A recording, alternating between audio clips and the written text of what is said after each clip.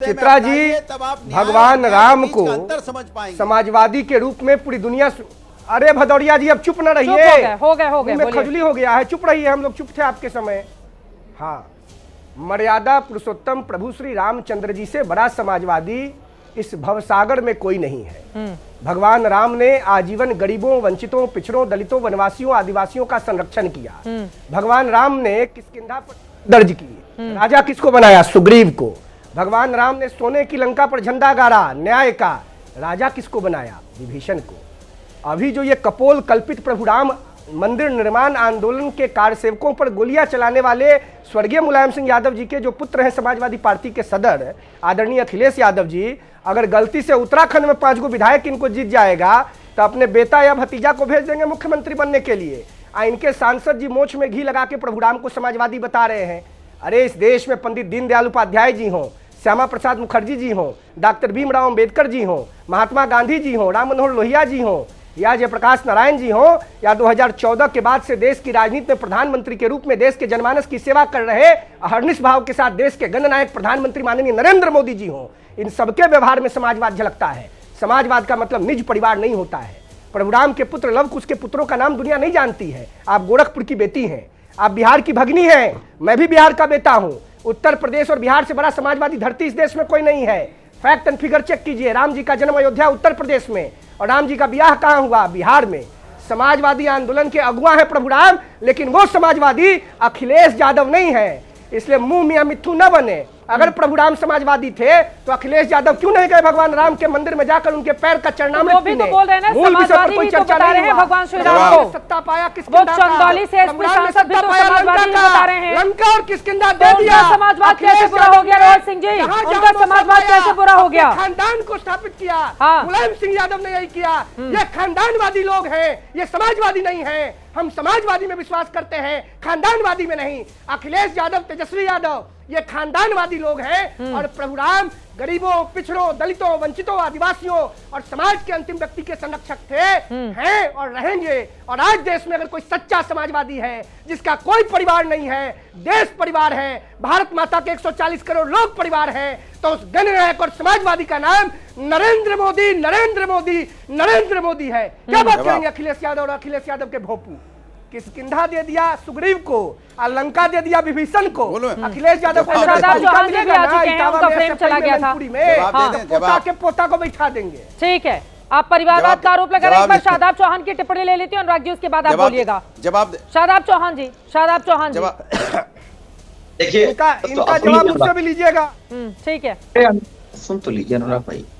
पहली बात तो यह है कि मर्यादा पुरुष श्री राम के प्रति करोड़ों भारतीयों की आस्था है, हम उनका सबका सम्मान करते हैं। और जो मुझे जहां तक मैंने अध्ययन किया है वो भी हमारी तरह क्षत्रिय थे और उन्होंने पंडित रावण का वध कह लीजिए या उसका खात्मा इसलिए किया था क्योंकि उसने अन्याय किया था।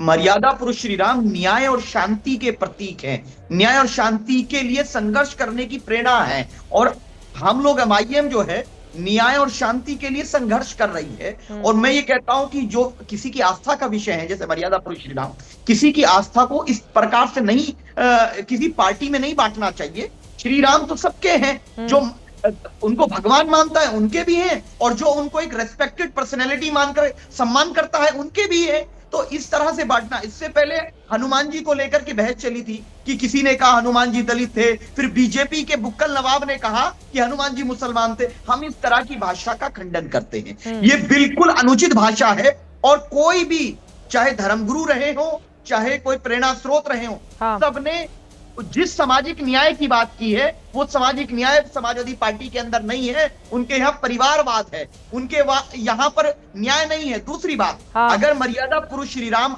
बजाहिर हमारे बीच उपस्थित होते तो वो कार्य करते जिस प्रकार से उन्होंने सीता जी की रक्षा के लिए लंका दहन किया था, उसी प्रकार से मणिपुर के अंदर करते, मेरठ कपसाड़ के मामले में करते, या किताब भंडारी के विषय पर करते। और अत्याचार नहीं होता, बेटियों की इज्जत नहीं लुटती, सबको रोजगार के अवसर होते और मुसलमानों को सेकंड क्लास सिटीजन नहीं बना देने दिया जाता।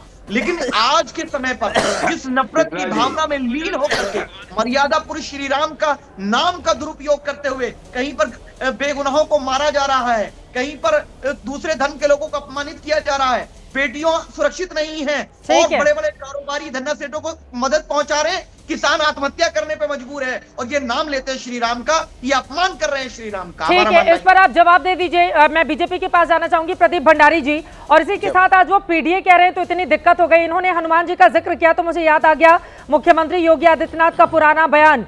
राजस्थान में प्रचार के दौरान हनुमान जी को वो दलित बताते हैं। फिर इस तरह के बयान इधर वालों से भी तो सामने आए हैं ना प्रदीप भंडारी जी। तो आप हनुमान जी को दलित बताएं तो बहुत अच्छा, इधर वाले पीडीए श्री राम को बता दिए तो फिर दर्द होने लगा। चित्रा जी, हनुमान जी भगवान है, प्रभु श्री राम भगवान है और सभी हिंदुओं के भगवान है। समाजवादी पार्टी के समाजवाद के पीछे तुष्टीकरणवाद छुपा हुआ है। या एआईएमएम के प्रवक्ता बड़ा समानता की बात कर रहे थे, जरा एक बार एक मुस्लिम महिला को, बुर्के वाली को अपना एआईएमएम का अध्यक्ष बना के बता दो तो पता चल जाएगा दूध का दूध और पानी का पानी होता है। जो बाबरी जिंदाबाद बोले आज ये ज्ञान देंगे तो ये तो ऐसी बात हो गई कि गब्बर बता रहा है कि शोले के अंदर वो हीरो बन चुका है। तो जिनका सेक्युलरिज्म बाबरी से शुरू होता है और जिनका सेक्युलरिज्म इस बात पे खत्म होता है कि बुर्के वाली महिला को अपनी पार्टी का अध्यक्ष नहीं बना सकते, वो इक्वालिटी की बात ना करे। मैं बड़ी बात कहना चाहता हूँ, इंद्रजीत सरोज थे एक समाजवादी पार्टी का नेता जो ये कहता है कि प्रभु श्री राम के मंदिरों में अगर इतनी ताकत होती, देवी देवताओं में इतनी ताकत होती तो फिर जाके मंदिर क्यों टूटे। इस तरीके की आपत्तिजनक टिप्पणी इसने करी कि इसको पार्टी से हटाया गया। नहीं, मोहित खान ने अयोध्या के अंदर एक दलित बच्ची का रेप किया, क्या समाजवादी पार्टी ने उसको पार्टी से हटाया? नहीं। क्या एक भी ऐसा शख्स जिसने प्रभु श्री राम का अपमान किया हो या हिंदुओं का अपमान किया हो, क्या समाजवादी पार्टी ने कभी भी उसको पार्टी से हटाया? नहीं, क्योंकि समाजवादी पार्टी जानती है कि हिंदुओं का अपमान उसके नेताओं से जानबूझकर अखिलेश यादव कराते हैं। यहाँ पे इनके प्रवक्ता आके इसको जस्टिफाई और कंटेक्स्ट देते हैं, जिससे एक तरफ वोट बैंक भी इनका साधे, दूसरी तरफ हिंदू को जाति में भी बांटे। ये इनकी राजनीतिक रणनीति है और ये राजनीतिक रणनीति हिंदू समाज अच्छी तरीके से देख रहा है। अगर जाति ढूंढनी है तो जरा मुस्लिम समाज के अंदर भी जाति ढूंढो, तब तुम्हारी नीयत साफ होगी।